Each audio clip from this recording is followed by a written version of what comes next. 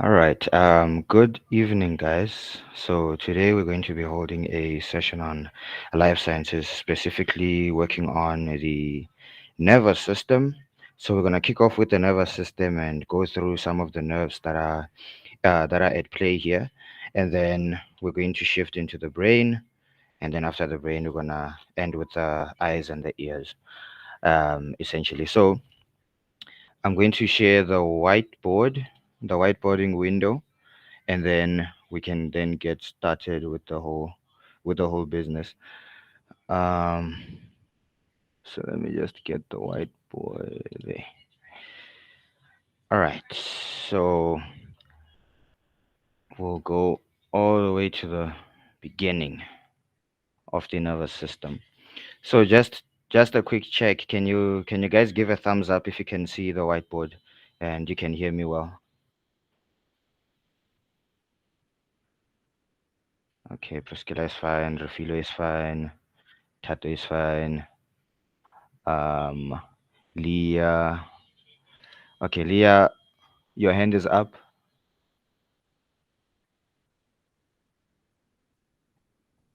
Leah, your hand is up. Okay, I'm guessing you're fine. Okay, so to get started, so what one thing we know for sure is the fact that the human body has two systems for coordination.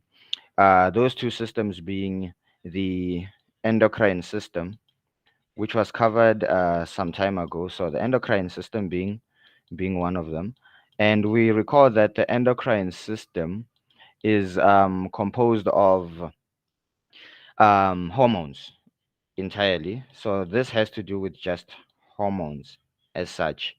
And this is our chemical messenger. We knew that hormones were chemical messengers. It's essentially a chemical that comes from some sort of a place which we call the endocrine gland, and it is sent to a specific organ or such.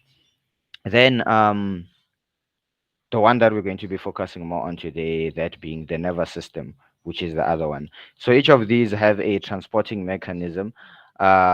The endocrine system being the hormone, then the nervous system, the transporting mechanism, being impulse, basically. So impulse is the one that passes on all these messages. This was a chemical messenger, but this one is essentially an electrical impulse, some sort of an impulse, sort of like a heartbeat. So we're just sending electrical signals entirely.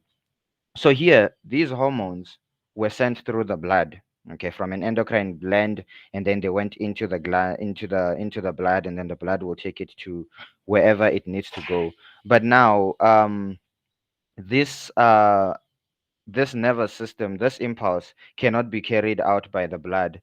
So we say that it will be carried out by what are called neurons. Okay, and essentially, neurons you can think of them as the conductors. So this are the neurons.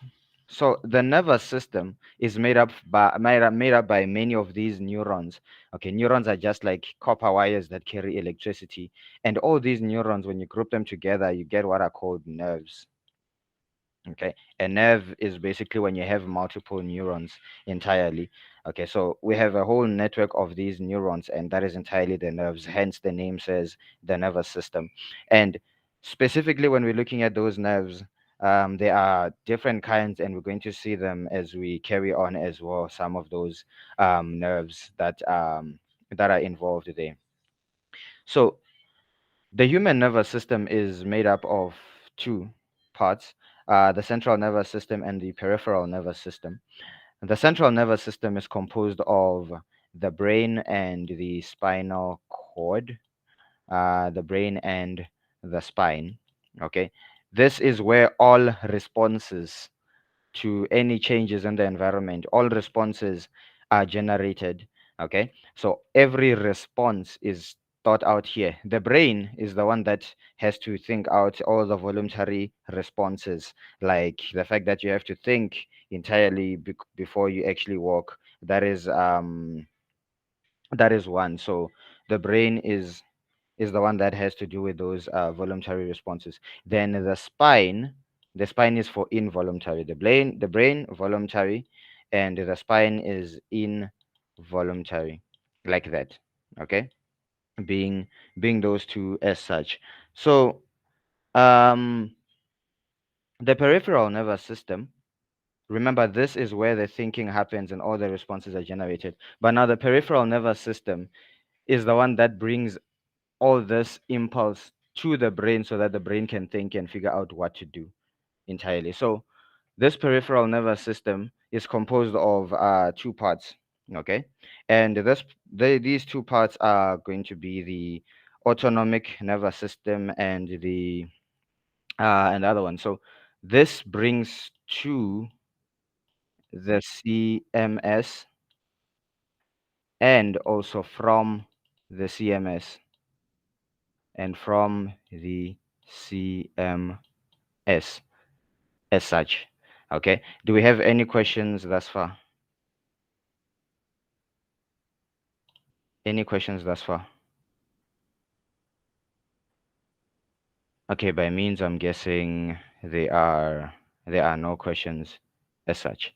Okay, so the nervous system is the one that brings everything to the mastermind of this whole operation, being the central nervous system, like that. So the central nervous system being composed of the brain and the spinal cord, we're just gonna work on the brain first. So the brain is made up of two hemispheres, the left hemisphere and the right hemisphere. So it's essentially two halves. So this is a side sketch of one of the hemispheres. So if you look at it, essentially it will look something like this.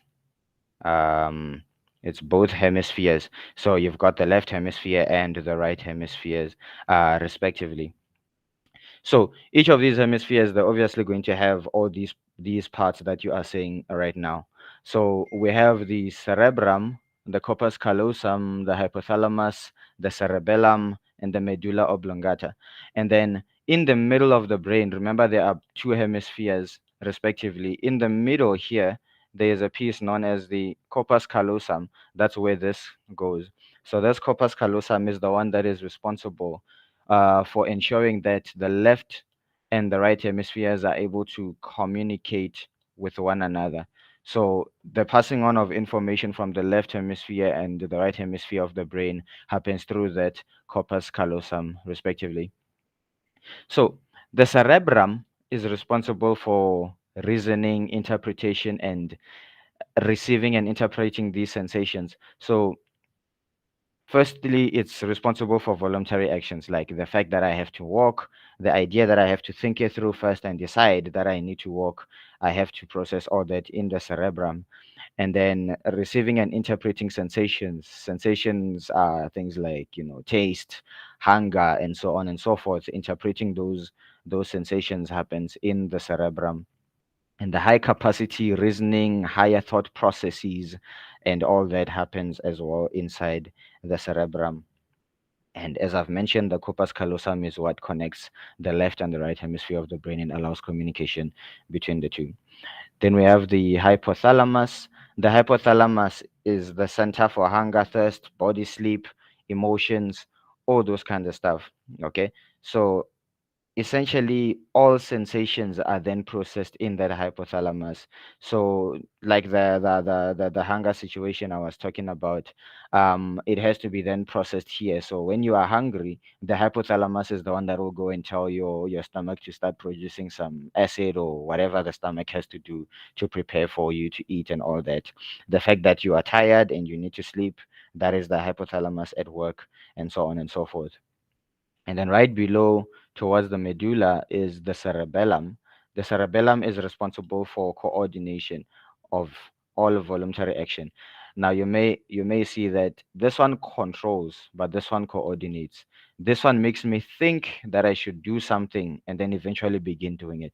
But while I'm doing it, this one will coordinate to make sure that I do it in a fluent and coherent manner.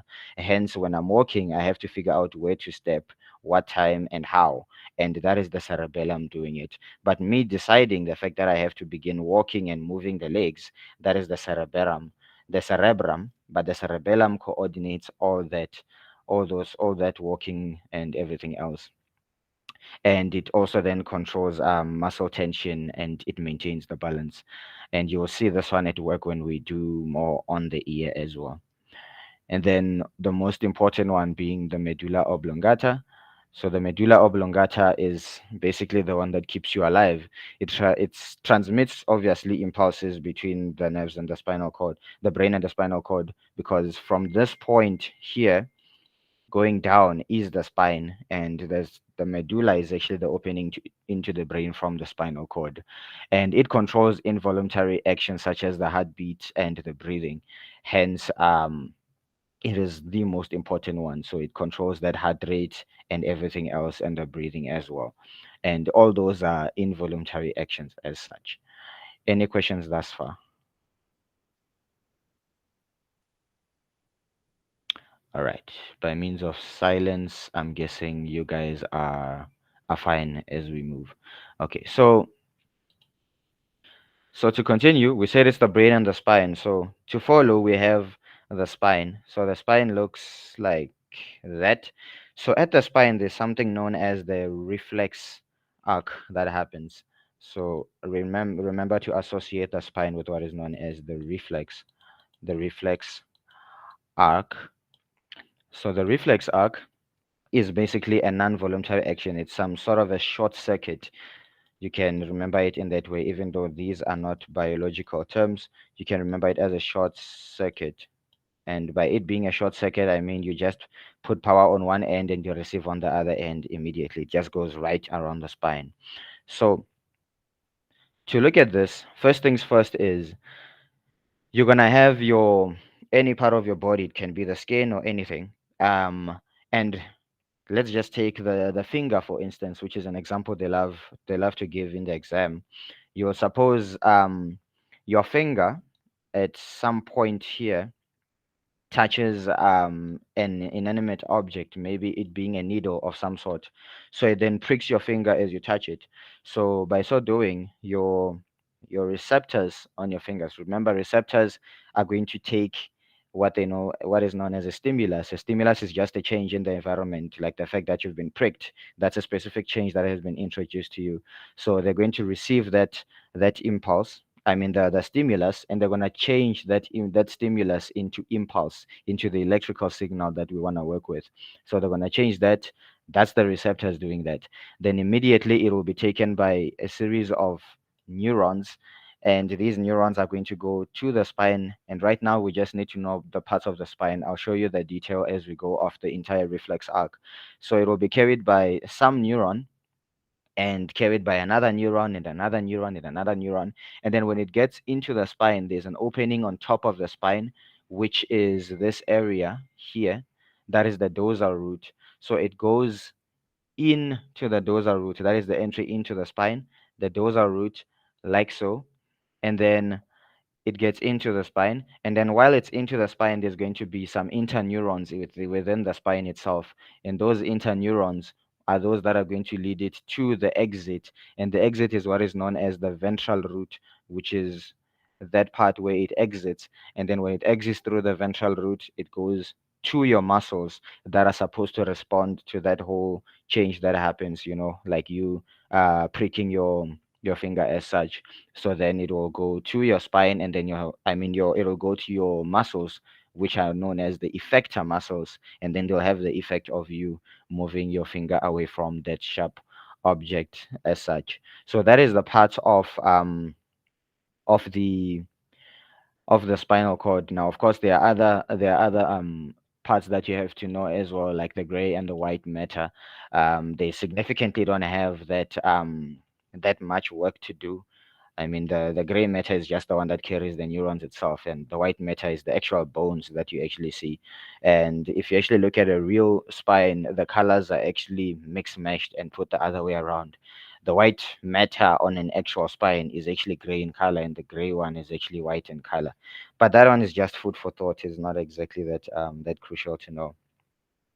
So we said it is made up of the central nervous system and the peripheral nervous system, respectively. So then the other part that makes up the nervous system is the peripheral nervous system.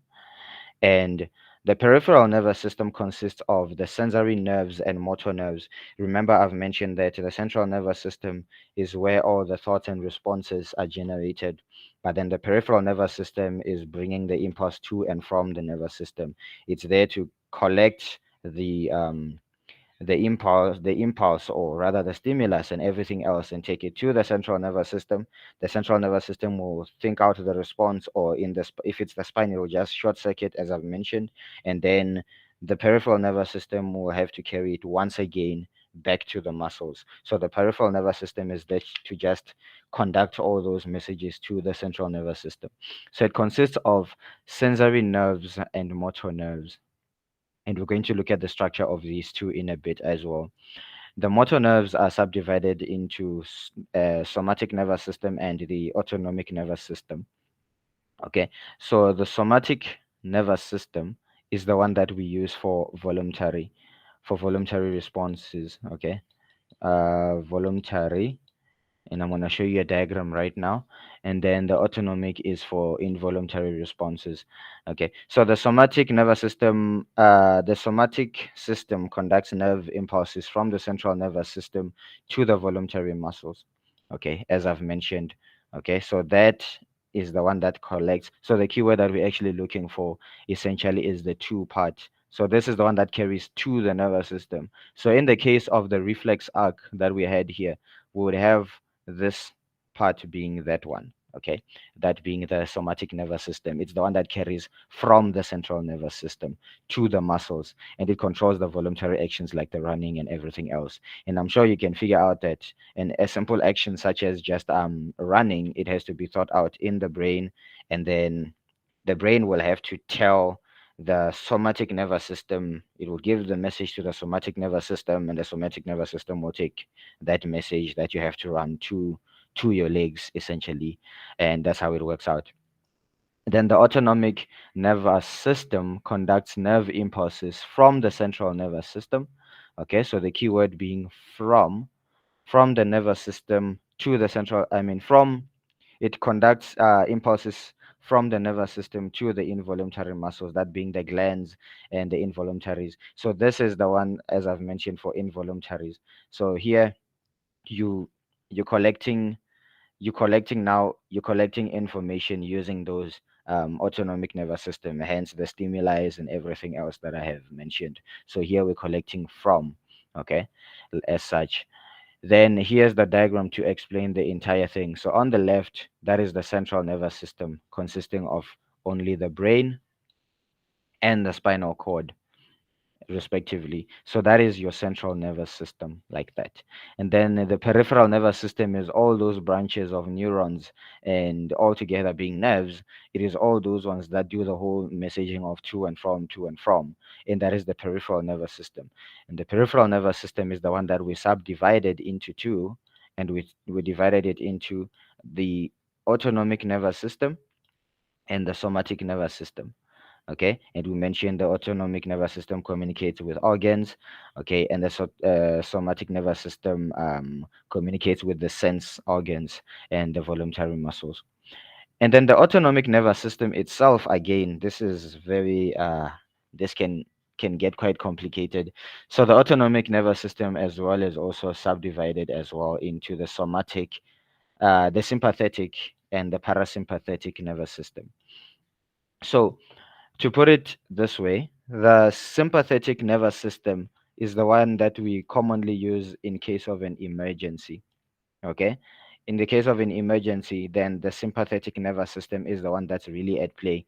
It's the one that causes the whole vasodilation to cause your blood vessels to open up and conduct more blood and so on. And the parasympathetic nervous system is the one that really calms you down, probably because the whole emergency is done of some sort. Then that is where the parasympathetic nervous system is at work as such. Okay, so do I have any questions so far? Do I have any questions? Okay, I'm guessing yes, Rafile. Um, Actually, the central nervous system consists of the brain and the spinal cord, right? The And central central nervous, nervous. the central nervous system. Yes.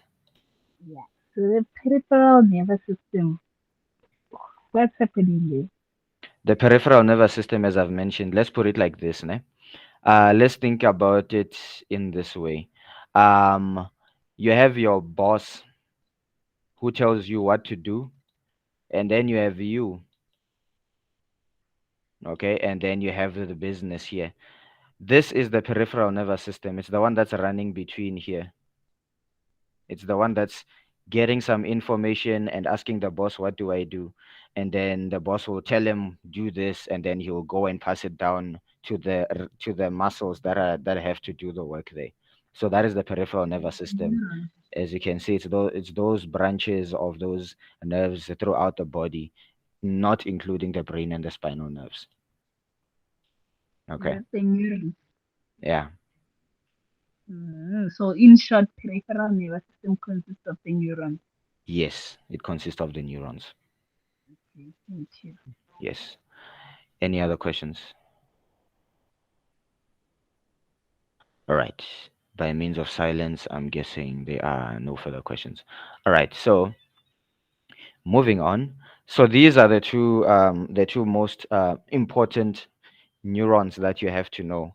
On the left being the motor neuron, and the right being the sensory neuron. So the direction of impulse is different in this case.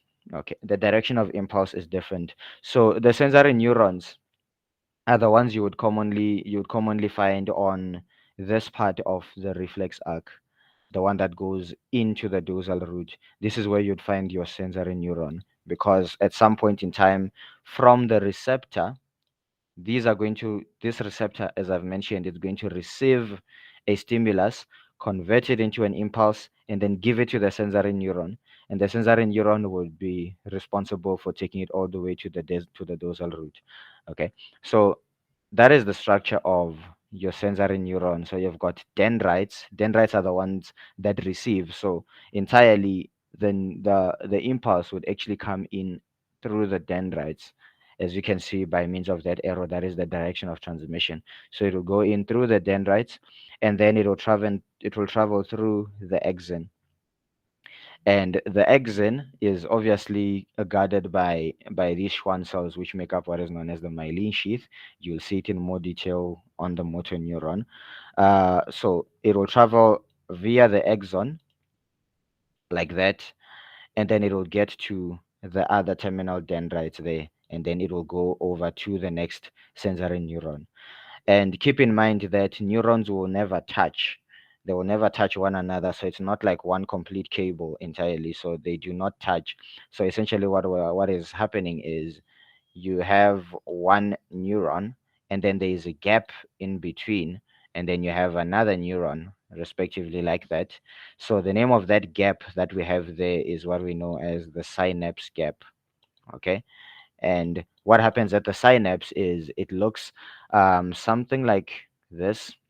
So you'd have the terminal branch of one neuron, and then you'd have the dendrite of another neuron like this. And then we have these tiny microscopic transmitters that are within that gap. So you can find some of them here, some of them are midway traveling to this one. And what we called these, we said that these were neurotransmitters. And those are neurotransmitters. So the idea is the impulse would come in as such, and then it would be passed on to that neurotransmitter, and then the neurotransmitter would be stimulated, and then it would move towards the other neuron there, and then it will go and pass on that impulse to the dendrite of that other neuron. That is essentially the whole idea of how those synapse gaps work. Okay, and so even with the motor neurons as well, they also never touch. So basically, all neurons will never touch. There's always a gap, which is those synapse gaps is that I am referring to. So essentially, now for the motor neuron, we have the very same dendrites.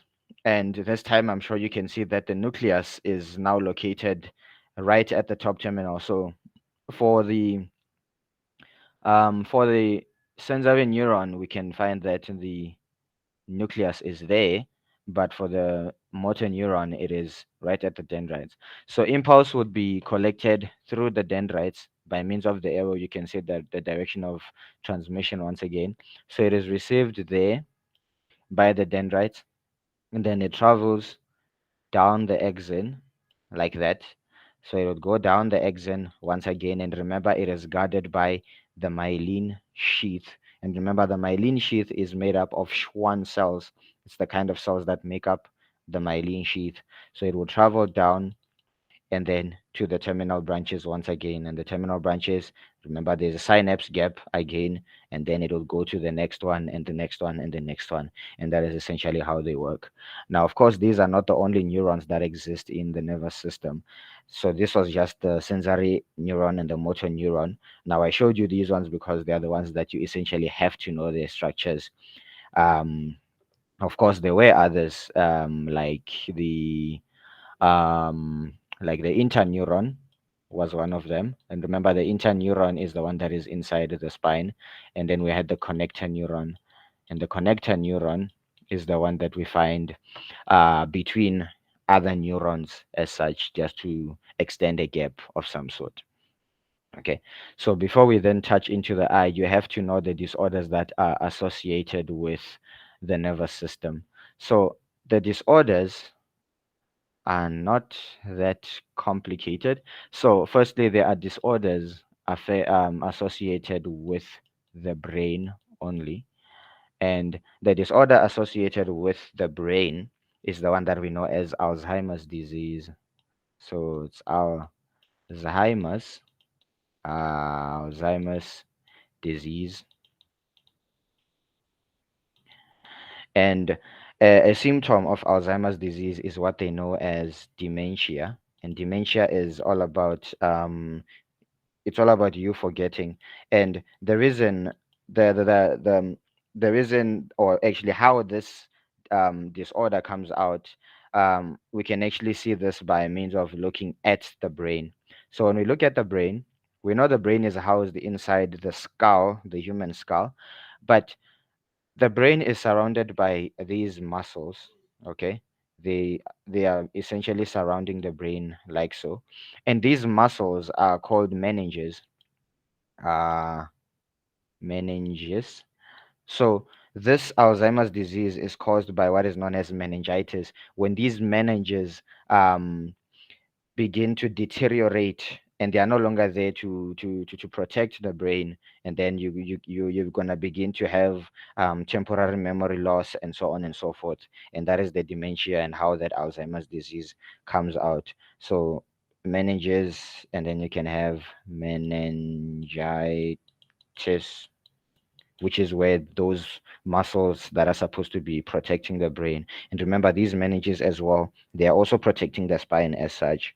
So they protect both the brain and the spine. So by them protecting them and they deteriorate, then we would have a possibility of having Alzheimer's disease arising as a condition from there. Then the other disorder, not no longer associated with the brain, of course. These ones are now associated with the neurons themselves. This is associated with the neurons, and the name of this disorder is known as multiple sclerosis. Multiple sclerosis. That is the worst handwriting in the book. Okay, suppose you can see the spelling sort of. So multiple sclerosis is it arises when these myelin sheaths and get damaged. So because our impulse has to travel through the axon and it has to be protected and ensured that this impulse is not lost. When this myelin sheath is damaged, then this impulse can be lost and not reach where it's supposed to go, essentially. And then you're not going to either get the sensation you're supposed to have or develop the response you're supposed to have. So those are two possibilities. So you can have that whole reflex arc situation that we're we were talking about, which is this one.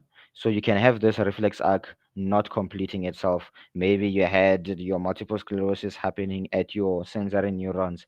Then essentially you can touch something hot but not feel that it is hot. Then if you had your multiple sclerosis happening at your motor neurons, then you would feel that it is hot but you cannot respond, and it's just basically slow death. And that is essentially how the multiple sclerosis is given rise to. Any questions on those disorders and so forth thus far? Yes. God, what is your name? Maletsatsi. Yes. Yeah, I wanted to ask, what was the first disease that was mentioned? What was? The first disease that was mentioned. Alzheimer's disease. Okay, thank you. All right. Refilwe? No, sorry, that was a mistake. Okay. All right. So that is the disorders that you have to know and have them set to stone: multiple sclerosis and Alzheimer's disease, and those are then relative to just the nervous system, the brain, and the nerves themselves. All right. So maybe turn back there. Okay, there we go. Then there's the eye. So the eye, obviously, it's used for sight. So in context with the eye is obviously for vision, and the eye receives light as a means of a stimulus. So it receives light as a stimulus, and then it has to do something and then take it to the brain, and the brain will figure out what to do with it. So you have to know the structures of the eye. These ones always tend to come out as labeled in this diagram. So the light, now I'm just gonna go showing you how the light goes through each component, and then we'll mention as we go. So starting from the outside, so the direction of light would be coming like this. So the first thing it would hit is obviously the cornea, and the cornea is just transparent, meaning it is see-through, just like glass. It is transparent, and then this white part that you are seeing here, that's the sclera. Okay, that is the one that gives the shape of the eye. That's the white part. If you look at someone's eye, the white part with probably like red veins, red blood vessels, and all that. That's just the sclera. So the light would go through the cornea, and then as it goes through the cornea, it would meet the first chamber, and the first chamber is what we know as the aqueous humor. Okay, and the aqueous humor, it's just a liquid that is transparent as such. So it is also then transparent, meaning that it has to be see through. So light has to be able to go through it. So it would go through that aqueous humor, and then there is this part that maintains or adjusts the amount of light that comes into the eye. And this gap that we see here, that's what we know as the pupil. Pupil is just a gap, okay? But the pupil, the size of the pupil, is determined, or rather maintained or governed by the iris. And looking at the structure of the iris, if you recall, the iris looked something like this. So the pupil was actually this part. This was actually the pupil. So well, this iris, being this inner part of the chart right there, had two muscles. So it had muscles that were like this, and these were the muscles that we call the radial muscles. The radial muscles. And then there were those that went circular, and ironically the name being secular muscles. Okay, and then their job was to contract and relax relative to the amount of light that is required, and we're going to look at the whole accommodation that is related when we look at this pupillary mechanism afterwards. So then the light gets adjusted, some of it goes in, some of it does not go in, and then it is going to hit the crystalline lens, which is this lens right here. Okay, and this lens is convexly shaped. Okay, meaning it bulges outwards. Remember, in terms of lens, you can have either of two shapes. You can either be convex, meaning you bulge outwards, or you can be concave, meaning it is bulging inwards like that. Okay, so the one of the human eye is convexly shaped like that. Reason being, it has to be able to refract light, not reflect, but refract light. So refracting is all about bending light. So it has to be able to bend the light to ensure that the light hits the yellow spot, which is right there. Okay. So when it has been refracted just at the right degree enough, then it should be able to reach the yellow spot, which is right there. And then this inner part of the ear, this chamber, this is the next chamber, which is also partially transparent, and that is known as the vitreous humor. And the vitreous humor maintains the shape of the eye. Remember, the sclera it has the shape of the eye, it gives the shape of the eye. The vitreous humor just maintains it to keep it that way. Okay, and then this yellow spot that I'm referring to, that I have shown you, that is reflected by the crystalline lens. There, that is where you're going to find that is where you're going to find your receptors that are there to capture light. So the light is taken there to the receptor. So here you're going to find a high concentration of receptors that capture light. Okay, and we call those photoreceptors. Okay, they are there to capture light as such. And all of these are found on what is known as the retina, which is this pink structure that is at the back of the eye. Okay, and behind that pink structure, there is the choroid, which is this one. And the job of the choroid, you have to know, I've seen this one come out a lot of times, and it is there to absorb it is there to absorb light. It is dark in color, and we know that dark colors absorb light. So, obviously, the colors that are refracted by the lens, not all of them are going to reach the yellow spot. Some of them can be refracted there, and they have to be absorbed by this choroid, because if it's not absorbed, it's going to scatter around the eye, it's going to bounce around the eye, and that's going to become a problem. So it has to absorb that light to prevent it from scattering inside the eye. So hence we have that choroid there. And then we've mentioned that the light has to go right at the yellow spot, not the blind spot, which is here, because there are no receptors there or anywhere else. They're only found at the yellow spot. So at the yellow spot, we've mentioned before that there are two types of receptors found at the yellow spot, and those two receptors being, one being the rods and the other being the cones. So the rods were for dark colors, also known, you can note it down as the black and white colors. That is the rods. So all those black and white pigments of colors, it's the rod's job to capture those colors. And then the cones, this is the one for the bright colors, like the red, greens, and all those kind of colors. That is what um the cones are all about.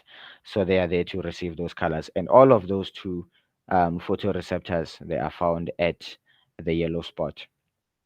So now your light has hit the yellow spot and stimulated those receptors, and those receptors change that stimuli into impulse, and then it will be taken by the optic nerve to the brain. All right, as such, it will be taken then to the brain, and you probably know which part of the brain it would go to, like that. So, any questions on the path of the eye thus far? Any questions on the parts of the eye? Any questions on? Yes, Memelo. Sir, you said there's high concentration of receptors on the yellow spot. Yes, there's a high concentration of receptors on the yellow spot, and namely those receptors were the rods and the cones. Oh, thank you, sir. All right. So, any other questions? All right. I'm guessing you're fine. All right. So, high concentration of receptors there. Then now, the eye, as we've mentioned, it has to accommodate for different conditions. Like the pupillary mechanism, which I've mentioned before, we said the pupil has two muscles, the radial muscles and the circular muscles. And we have two light conditions here. You're either in high light intensity, meaning bright, okay, where you're in bright light conditions, and then here you are in dim light conditions, and you have to know those points that are stated there to understand what happens to the iris and the pupil as such. So in highlight conditions, remember, we're like this. So keep in mind that if I'm in a bright room, then I have to accept less light. I don't need too much light into my eyes. So essentially, what we're trying to do is we're trying to cause the size of the pupil to be smaller. Okay, so to cause this pupil to be smaller, you'll realize that the radial muscles, being these ones that I'm just drawing now, they're going to relax. Okay, they do not have to pull. Otherwise, if they pull, they're making the size of this to become smaller, the size of the pupil to become bigger, in fact. So if they relax, then they're just going to be dropping um this pupil to become smaller. Okay, so the radial muscles are going to relax, and then the pupil is going to constrict and decrease in diameter, meaning it's going to get smaller. And then, of course, the circular muscles will do the opposite. They are going to contract. So these things, they do not do one and the same thing. So the circular muscles, which are these ones, they will do the opposite. They are going to contract. They are going to shrink entirely, while the radial muscles are relaxing, and then therefore you're going to have the size of your pupil being this one. It's going to then become smaller or constrict, and then less light is going to then enter the eye. And then for low light intensity, if I'm in a dark room, I need more light to enter the eye. So the main objective or the main goal is to cause my pupil to become bigger, okay, or the biological term being dilate. I want my pupil to dilate or become bigger in size. So essentially, to do this, I would have my radial muscles contract, okay. So I want them to actually pull this way, so they cause um this size of the pupil to become bigger. And then obviously the circular muscles would then do the opposite. They would relax, and then the size of the pupil is that it would dilate. Okay, it will increase in diameter or get bigger, and then essentially more light is going to enter the eye. Any questions thus far on the pupillary mechanism? Any questions thus far on the pupillary mechanism? Okay, thumbs up. All right. So I'm guessing you guys are fine. Okay. So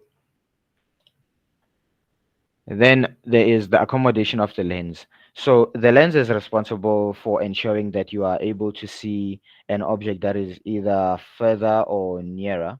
Okay. So in order to do this, your lens has to either increase its convexity. I don't know if that's even an English word, or rather it has to become more convex or less convex relative to the object you are trying to see. So we use 6 meters as our reference, to to whether something is far or near as such. So to do this, we're gonna take two different scenarios. So suppose on the left here we're looking at an object that is nearer, meaning that um it is less than 6 meters away. So meaning it is actually close, like right in front of me. And then a distant object is obviously further than 6 meters away. So the muscles that are responsible for adjusting this lens, this crystalline lens here, is the suspensory ligaments and the ciliary body. Okay, so essentially, if I want this lens to become less convex, meaning I want it to eventually become straight, because remember, more convex means it must bulge out like that, as extreme as possible. So I want it to be less convex. If I want it to be less convex, ideally I have to just pull it to that side and pull it to that side, and by doing that, then it's going to become less convex. If I want it to be more convex, I'd be basically letting these muscles to relax, and by them relaxing, they are sort of pushing or sandwiching this lens, they are kind of, it's kind of like a ball that you push this side and you push this side, and it becomes more convex essentially. So you then have to just figure out which conditions you would do what and where and when as well. So suppose we have an object that is nearby. So if it is nearby, we'd have the ciliary muscles contract. Okay. So the main objective there is to, so we're having these contract. So meaning now we are actually pulling for a nearby object. So they would contract.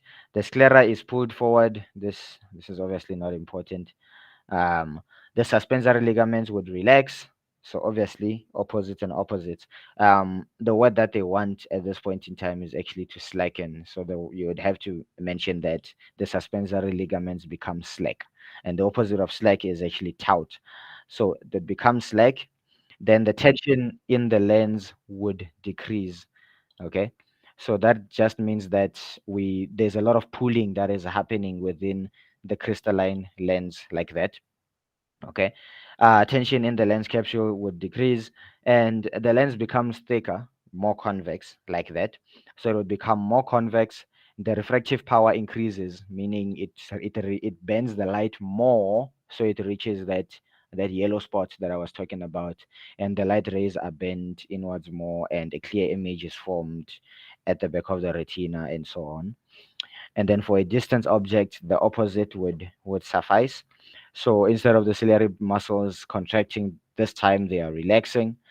Obviously, I've mentioned that this one, it is not a crucial point, so you don't have to mention the sclera moving, returning to a normal position. So the suspensory ligaments would become taut, being the biological accepted term. They would become taut. The suspensory ligaments would become taut. Tension in the lens would increase.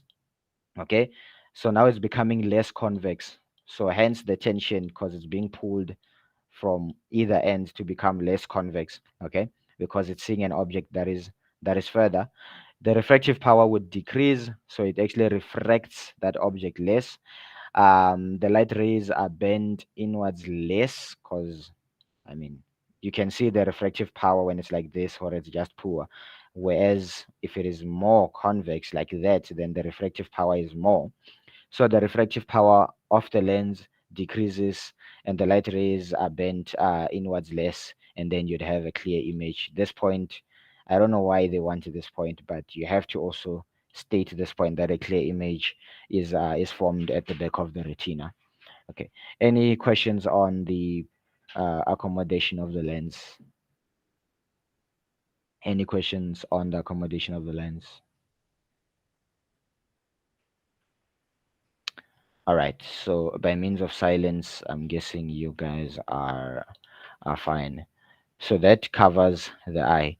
Then the last part is then the ear. So the ear is similar to the eye. It has its own function and its own kind of stimuli that it does. But the ear, of course, it has two functions. Um, Function number one being hearing, okay, being able to receive the sound sensation, and balance being the other function that it has. Okay, so the ear is denoted in three parts: the outer part of the ear, the middle ear, and the inner ear.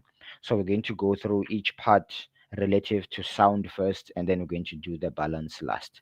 So now we're going to look at how those sound waves would travel through the ear until you've received the sensation of the sounds. um Actually, no, I've forgotten a point for the eye. I forgot the disorders. I forgot the disorders for the eye. The disorders for the eye, you have to know them. So the disorders linked to the eye are, firstly, it's the cataracts. um so as we mentioned before, we've mentioned that the crystalline lens, being this one, has to be transparent, meaning the light has to be able to pass through. So for someone who has cataracts, this crystalline lens is going to become cloudy, it's going to become grayish of some sort. And by so it being, it causes the lens to become um opaque. Opaque in layman's English. So it's going to become opaque, meaning it just doesn't allow light to go through, and because of that, it causes temporary blindness. We say that it is temporary because there is a surgery that can remedy that whole problem. So we have cataract, then we have metropia, uh, metropia, and this is what we call nearsightedness. That's not how we spell near. Oh yes, nearsightedness. So nearsightedness just means that you are only able to see objects that are near, but as soon as something goes further, you have to literally move your neck forward and squint your eyes until it is visible to you. So as soon as something goes far, it is blurry. You can no longer see it. So this is fixed by means of just eyeglasses to fix that problem. Then the other being the opposite of this one, which is hypermetropia. Actually, this is myopia, but that's obviously another name. Hypermetropia, and this is the opposite, being farsightedness. And this means that you can only see objects that are far from you, and as soon as it comes closer or nearby, it becomes blurry. This is where most people would begin to use reading glasses in order to remedy this problem as well. So glasses would fix both myopia slash metropia and hypermetropia. And then the last disorder for that is then astigmatism. Astigmatism. Tism. So astigmatism is caused by this cornea, this part that I have mentioned, or it has to be transparent. It also has to be smooth, like so, like a window. So the idea is, if you have astigmatism, this cornea is no longer smooth as it is supposed to be. So because of that, it's sort of going to be like a window that has a crack on it. So the idea is, you can find that it is uneven. So instead of it being smooth like this, if you have astigmatism, you'd have it being like this. So for someone with astigmatism, they would see multiple images. When they just look at something, they would see multiple images, multiple pieces altogether. So this is fixed by what is known as a light prism. They use a light prism, which is just something that looks like this. It is put inside their eyeglasses, and then it's there to correct this whole bending of light. Because essentially, if this is not smooth, if it is smooth, it can just go through. But if it is a rough like that, you'll find that this will go in like that and then go there, and then light will come from this way and then it will go there, and essentially there's an image that will form out of this ray of light, and then an image will form out of this ray of light. So it is remedied by a light prism, which will cause light to come in at one point and then split according to those bands that you have within your eye, and then your brain would be able to give one image when it reaches the cerebrum and the cerebellum entirely. Okay, any questions on the disorders that I have mentioned? Any questions on the disorders I have mentioned? All right, by means of silence, I'm guessing there are no questions. All right, then the last part is the ear, which I was just getting started with. So I was saying it is made up of the outer part of the ear, the middle, and the inner part of the ear. So light, this time we're having sound waves. So the sound waves come like this, and then they are funneled by the pinna. The pinna is making sure that they are redirected into the ear so they don't go anywhere else. So it's just funneling it in. Okay. So the pinna just has just a job. It's just there to funnel these sound waves. So they're gonna get funneled in by the pinna, and then they're gonna go into the auditory canal, which is the space that it has to go through. And inside the space, there's a lot that goes in here. There are these hair cells inside the auditory canals, and those hair cells is what we call the cilia, and the cilia has to just trap these foreign substances to keep them out. And then there was also the earwax, that earwax had the job of also keeping foreign substances out of the ear. So it would go like so, and then it would visit the tympanic membrane. Remember, this is not called the eardrum. The eardrum is not a biological term. It will find the tympanic membrane. So these sound waves would go to the tympanic membrane and vibrate it. Thing is, this tympanic membrane has to always be moist. Okay, it always has to be moist. If it is dry, then it can lead to deafness. So it always has to be moist. So you have, and the thing that actually keeps it moist is that earwax that we were talking about as well. So this tympanic membrane has to be moist to allow it to have that whole vibration and everything. So it would vibrate, and then by this tympanic membrane vibrating, it will vibrate these three bony labyrinths. Okay. And those are what we call the ossicles, which are these ones right here. Okay. These three bones, those are our ossicles. And there are three ossicles. You have to know them in the correct order. It's the hammer. So essentially, the tympanic membrane would vibrate the hammer, and the hammer would vibrate the anvil, and the anvil would vibrate the stirrup, and in that order you have to know them. So I've mentioned before that you can use the abbreviation HAS to remember the order. The hammer followed by anvil and stirrup in that order. So the next would vibrate the next and the next and the next, respectively. And then as soon as it reaches the stirrup, then this vibration would then exit via the oval window. And then as it exits through the oval window, it is no longer in the middle part of the ear, it is now in the inner part of the ear. So as soon as it goes in through the oval window, that's where it visits this big guy known as the cochlea. Okay, and this is in the inner part of the ear. So the cochlea being this, inside the cochlea, it looks like it's sort of snail shaped, but inside the cochlea, you're going to find receptors. Okay. And the name of those receptors, remember, receptors are there to receive the stimulus. And this, in this case, our stimulus is these sound waves. So the name of the receptors that are then found inside the cochlea to receive sound as a stimulus are what we call the organs of Corti. The organs of Corti. Okay, so the sound waves would go and then stimulate those organs of Corti, and the organs of Corti would change that into impulse, and then they'll do the wara wara nyara nyara that all the other impulses do. You know, the whole situation of changing that impulse, that stimulus into impulse, and then taking it to the brain. And the way in which it gets to the brain is through the auditory nerve. And remember, nerves is just this auditory nerve is just multiple sensory neurons that lead to the brain, and that is hearing in a nutshell. Any questions on that process of hearing or any of those parts? Any questions on any of those parts or the process?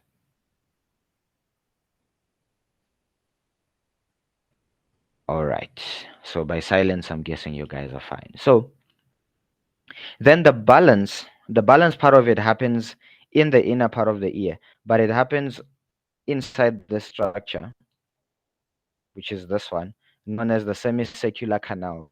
Okay, so the semicircular canals are plane shaped, so they are sort of like this. So all three planes are at 90 degrees with one another, like that. Okay, so inside the semicircular canals, there's going to be a fluid in there. So there's a fluid inside the semicircular canals, and the whole context and the whole idea is when I'm tilting my head or moving my body, this fluid is going to move relative to how my head is moving.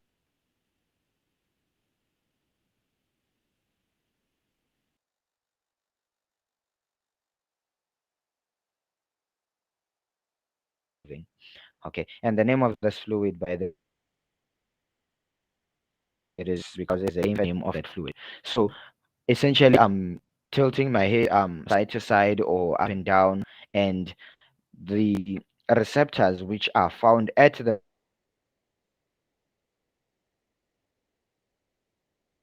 these semicircular canals, like around there, they are these receptors. Namely, the name of those receptors are utrosil and sacculus, okay, being those two, okay, and each of them are there to capture yes, Philo, your hands up. Oh, I wasn't seeing the screen. It's fine now. Okay. So I'm saying that those receptors, the sacculus and utrosil, are found right at the base of those planes. Okay, and essentially the sacculus and utrosil, they each measure something different. So sacculus, and then you have utrosil.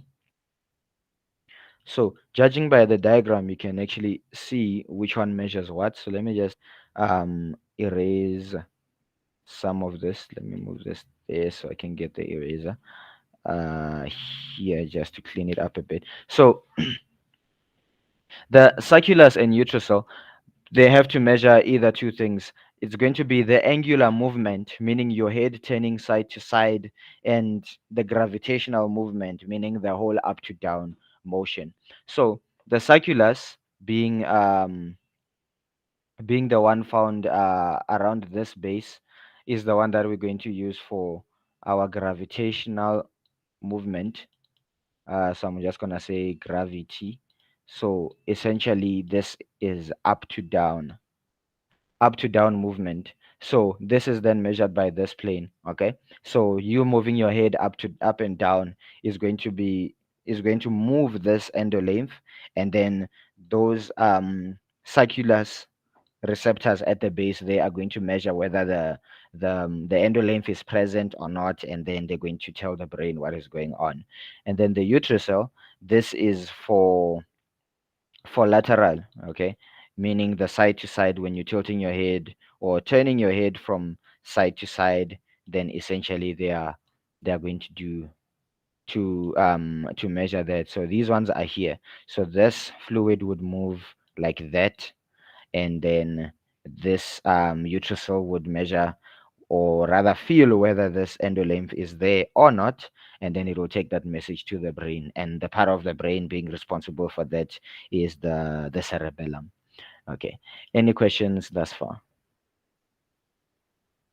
Any questions thus far? Any questions thus far? Yes, Rafile? Mm, I didn't get it quite well. Ne? So you said the endolink is the liquid inside the semicircular canal. Yes. So will that move like side to side and up and down? Is it down that moves or what? Yes, as you move your head, that endo length is going to move respectively to that. So once again, remember they are at 90 degrees with one another, and these two are there to check this lateral that I'm referring to. So the 1 year gravity being this one. So because there is like this, and you have the endo length here, as you move your head up and down, and so on and so forth, this endo length can move either this side or this side relative to how your head is moving. And then for these ones here that are capturing that lateral movement, you have your endo length there. Suppose your head is turning there, then you expect this endo length to be this side and not this side. So this the utrosil that will be this side is the one that is stimulated, and it will tell the brain that, look, this guy has turned his head this side. That is the whole context and idea. You got it? So the circulars is responsible for the up and down, and then articulars left and right. Yes. All right. Thank you. Any other questions? Any other questions?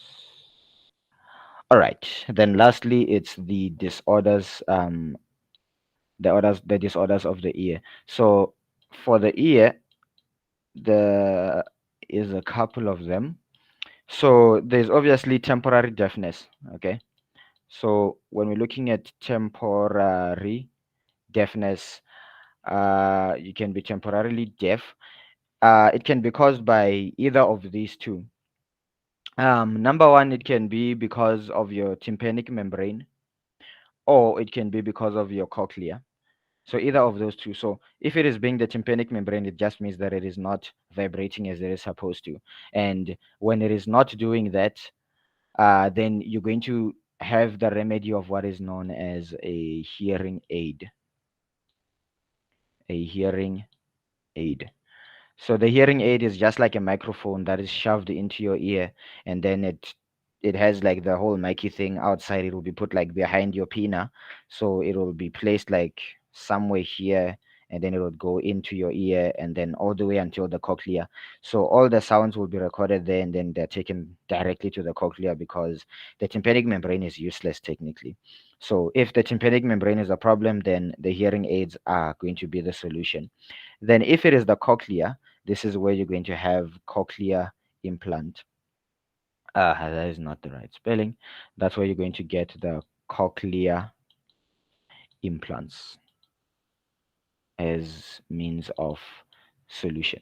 So you're going to be having cochlear implants. This is where essentially they're going to replace this cochlea with an electronic one. They're going to place it literally inside your ear, and obviously your tympanic membrane may be working. So then your cochlea, they're going to have the electronic version that already has its own receptors and everything to replace the useless cochlea that you have. And that is for temporary deafness. And then the other one that will arise is just the normal pressure. And this one is just more of a temporary problem.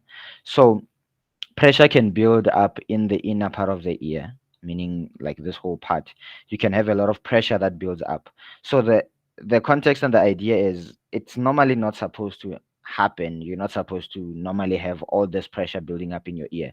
But cases where it does happen, where you do have pressure building up in the ear, it is because of this eustachian tube. If this eustachian tube is blocked like this, okay, because this eustachian tube leads to your throat. If you ate nonsonsonyana, so and it blocks up this, then you're going to have pressure building up in this inner side of the inner part of the ear, and your ears will be excruciatingly painful on that day. So to remedy this, this is where you go to a doctor, and then they're going to insert what is known as a grommet. A grommet. So a grommet is something like this. It looks like a button with a string of some sort. So what they do is they'll put this into your throat, so via the mouth into your throat, and then once it gets via the mouth into your throat, it would then go into this eustachian tube, and then they would rotate it multiple times, and then do the deeds right there, and then take it out to relieve that blockage, and then that should relieve the pressure. Okay, that is the two possibilities that can arise with hearing. Okay, any questions thus far? Yes, Refilwe.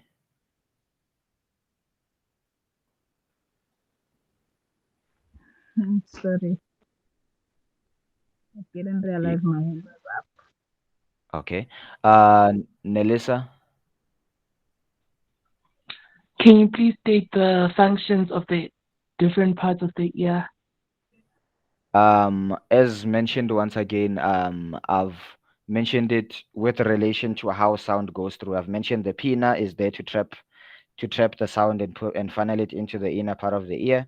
Then the tympanic membrane just vibrates to bring the sound into the middle part of the ear. The ossicles, all they do is vibrate as well to take the very same sound waves into the inner part of the ear. The main functions you really need to know is the cochlea and the semicircular canals. The cochlea, we've mentioned that the cochlea has receptors in it known as the organs of Corti, and the organs of Corti are the receptors that are there to receive sound as a stimulus. And then the semicircular canals are there for balance. So that is the number one function for those. Okay, is that fine? Thank you. Yeah. All right. Any other questions? All right. Okay, with the others, I'm not sure if you guys are like alive or dead. Okay. Can everyone give me a thumbs up if you guys are fine now? Then we can go into the quiz. Okay, Tato is fine, Nelisa is fine, Refilo is fine, Maletazi. Is Maletati fine? Retabile is fine. Maletati is fine. Memello. Let's see if you're alive. Memello. Memello is fine. And okay, I'm guessing everyone else is fine. Okay, so now you're gonna take a 3 minute lapse. Then we're gonna take the quiz. So the quiz, for those who have done it before, let me just open the presentation for the quiz. Let me change this. So the quiz is very simple. You're going to receive a code. You're going to go to Slido. So I'm going to give you the instructions now on how to take the quiz. So here, there is the quiz. And the code you're going to be using today is 1097236. So I'm going to send the very same instructions again. So you guys are going to go to slido.com and then you'll use the code 1097236. And then once you guys are in, I will find you in there. So essentially, when you visit it in the participants mode, as soon as you visit the website, it will look like this for you. So as soon as you get there, you give yourself a name. So I'm gonna join as agent 47, and then once you are in, you just wait for the questions to come as you go. Okay, so I'm gonna resend the link as well in the group. And the code as well, and then I'll see you guys in about 3 minutes time. All right, is that fine for everyone? Thumbs up. Okay, perfect. All right, so let me just change back to the window there. Agent 47. I don't. Okay, I'm still in. Anyways,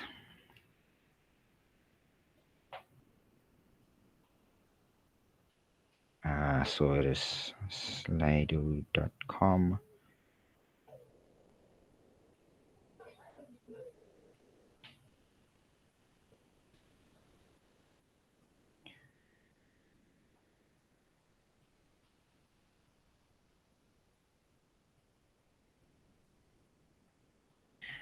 All right, and I've sent the link and the code in the group. And remember, guys, do not use your real name. You have to use a nickname of some sort. So use a nickname, one that we do not know, and then you can join in. And then in about 3 or 5 minutes, then we're going to get started with the quiz. And it will be based on a couple of things that we have done today. So I'll see you guys in the quiz.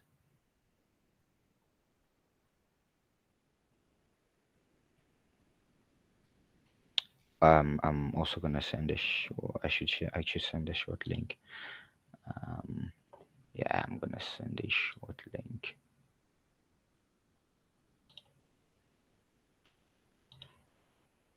Okay, there.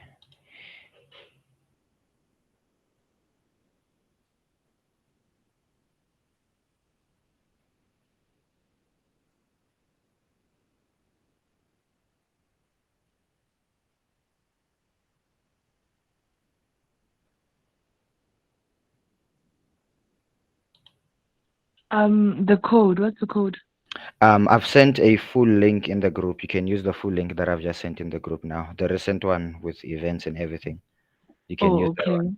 Yeah, then you don't need Okay. to use the code once you have it. Sure. All right.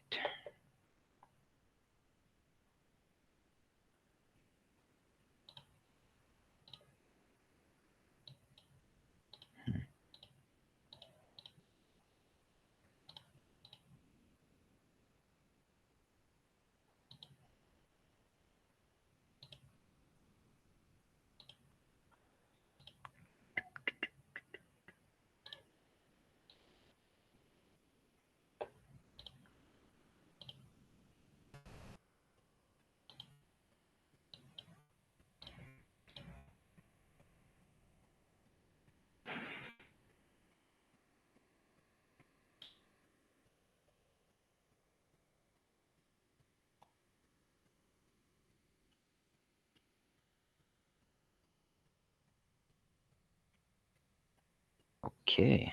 Okay, these are even metaphase. Out of all names, Metaphase, Baby Blue, Slay Binka, Pineapple. No. I think this one lost to me last time. I. Alright. Baby Blue and the others.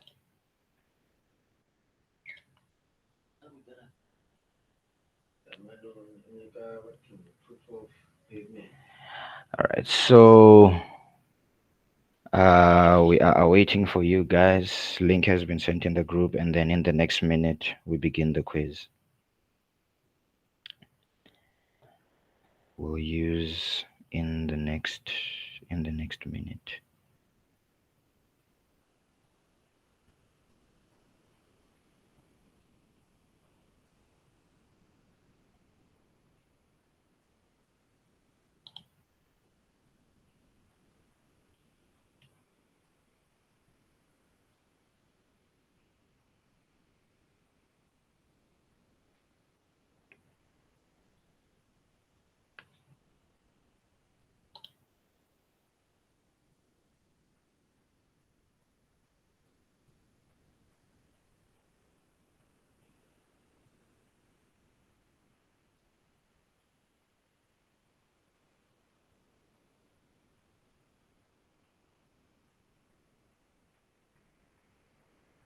All right, so now we're going to get started with the quiz.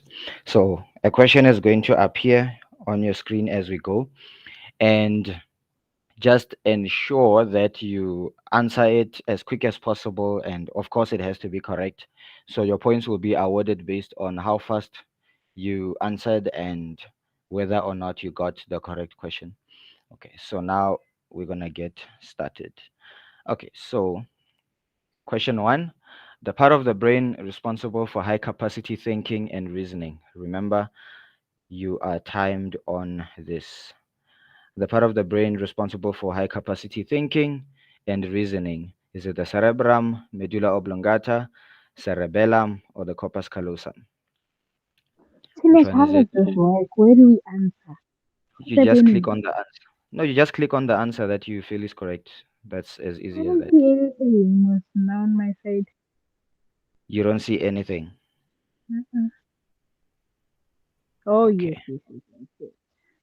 All right. So okay, so that's the first question. Okay, let's That's go back. completely. What's happening? Let's go back. Let's go back. Let's go back. Let's start that again. Are you fine? You wanna get ready? Yeah. I went back. I got. Oh, okay. Yeah. Okay. Now starting the first question again. Okay. And a couple of you have answered in time. Okay.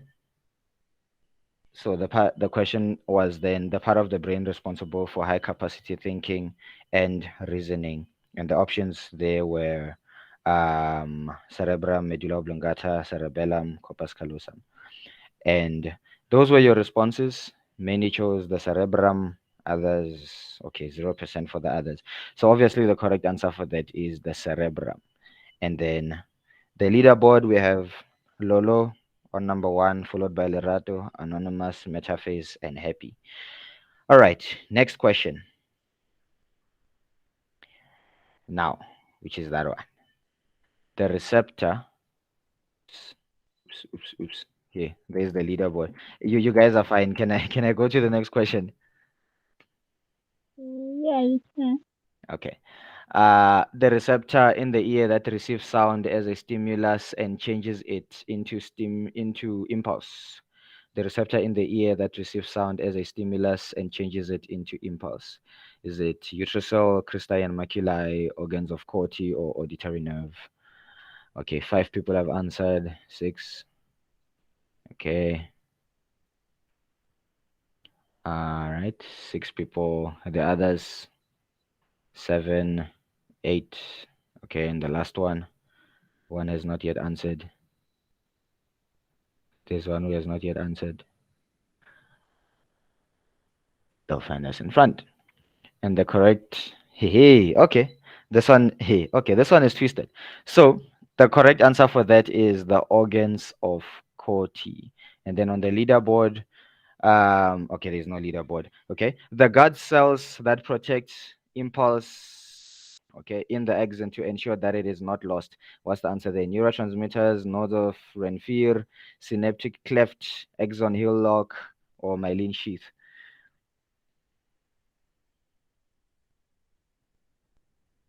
And time. All right, and other said neurotransmitters and other said myelin sheath, and the correct answer for that is the myelin sheath. All right. And on the leaderboard, we have Happy on number 1, followed by Lulu, Pineapple, Anonymous, and Slay Binka on number 5. Next question. The involuntary response caused by a short circuit that goes through the spine.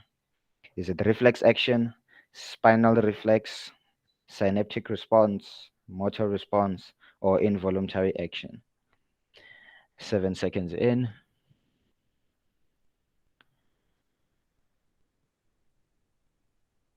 And time. All right. Other said spinal reflex and other said reflex action. And the correct answer to that is it's a reflex action. And then on the leaderboard, we have Happy, followed by Anonymous, Slay Binka, Pineapple, and Lolo. And next question. The disorder that is often identified by dementia as a symptom caused by meningitis or deterioration of the brain, cognitive impairment, multiple sclerosis, neurological degradation, Alzheimer's disease, or again, multiple sclerosis. Which one is it? It is identified by dementia. So dementia is a symptom. And the answer to that is multiple sclerosis. And the leaderboard, we have Happy, followed by Anonymous, Slay Binka, Lolo, and Nono. And then next question is this one. The two muscles found inside the iris responsible for adjusting the amount of light entering the eye. The two muscles found inside the iris responsible for adjusting the amount of light entering the eye. Radial and circular muscles, retina and lens muscles, pupil and cornea muscles, cilia and dialecta muscles. And time. And the correct answer to that is the circular and the radial muscles of the iris. I wonder who said pupil and cornea. But anyways. Then on the leaderboard, we still have Happy. I wonder what's going on with Happy. Still on first place, and anonymously being Kanono and Pineapple follow. And then this is caused by the lens of the eye becoming cloudy and no longer transparent. It becomes opaque, meaning the lens is no longer transparent as it's supposed to be. Is it glaucoma, astigmatism, or is it macular degradation, cataracts, or metropia? Or myopia, rather. And the answer to that is cataracts. I wonder who said myopia. Anyways, the leaderboard. Aye. Anonymous takes over, and Happy is now in third place. And in second place, we have Slay, Binka, and Nono, followed by Pineapple. Next question. The correct order of the ossicles in the ear. Is it stirrup followed by hammer and then anvil? Or is it anvil, hammer, stirrup, anvil, stirrup, or stirrup, anvil, hammer? Which one is the correct order of the ossicles in the middle part of the ear? The correct order of the ossicles in the ear. Aha. The ones who said anvil, hammer, and stirrup, you could have looked for the has that I was talking about. It is a hammer, anvil, and stirrup. 89%. Okay. And we have Anonymous still on first place, followed by Slay, Binka, Happy, Pineapple, and Nono. Next question. The structure in the ear responsible for balance. Structure in the ear responsible for balance. Oval window, Eustachian tube, tympanic membrane, cochlea, semicircular canals. 9 seconds in.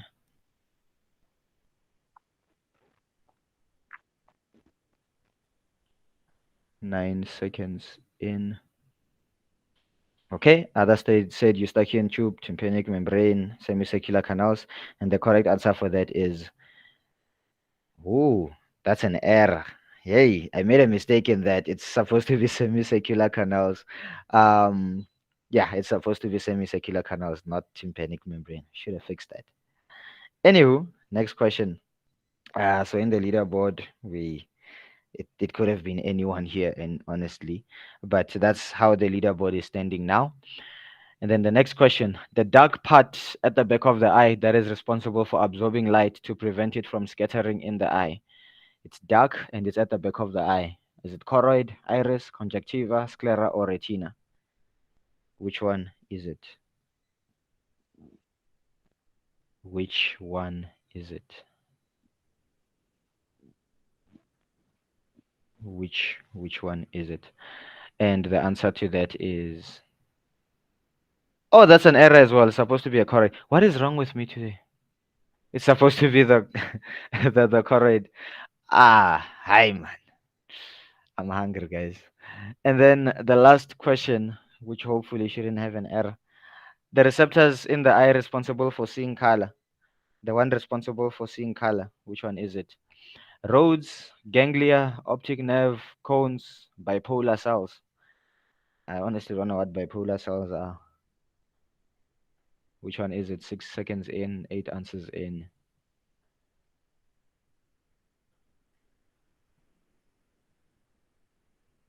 All right, cones and rods.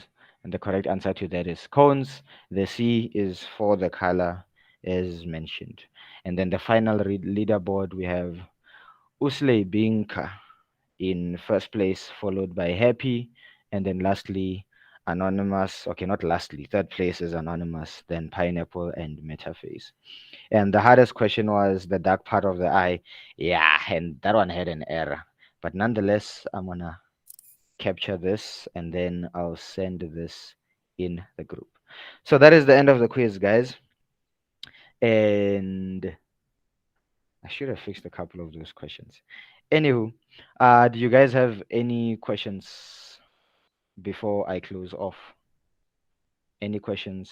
Okay, thumbs up. Okay. Memelo is fine. Okay, it's on is fine.